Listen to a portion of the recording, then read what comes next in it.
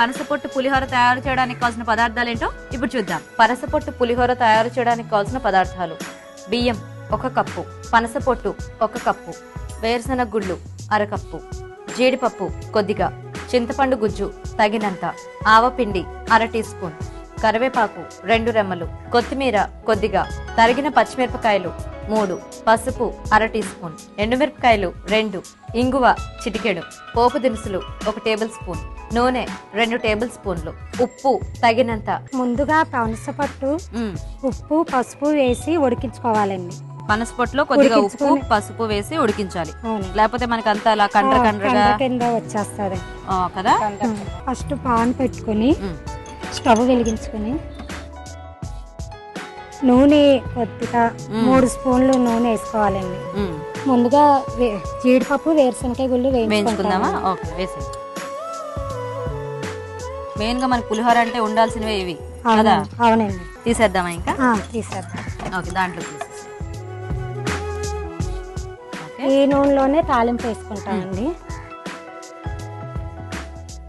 తాలింపు సరుకులండి: ఓకే, పచ్చిమిరపకాయలండి, ఎండుమిరపకాయలు, కొద్దిగా కరివేపాకు వేస్తామండి. ఓకే, ఇది వేగిన తర్వాత చింతపండు గుజ్జు వేస్తామండి.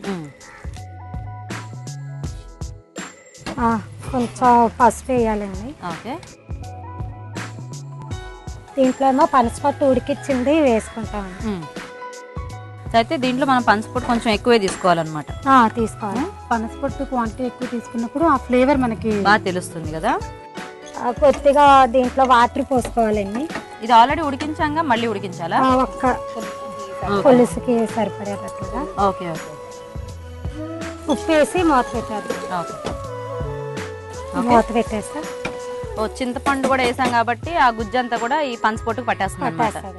ఓకే ఓకే, చూద్దామండి ఒకసారి. సరిపోతుందా? సరిపోతుంది. దీంట్లో కొంచెం ఇంగువ వేసుకుంటామండి. ఓకే, దీంట్లో అన్నం ఉడికించుకున్న అది వేసేసుకోవటమేనా? వేసుకోవడం. వేసేసాను.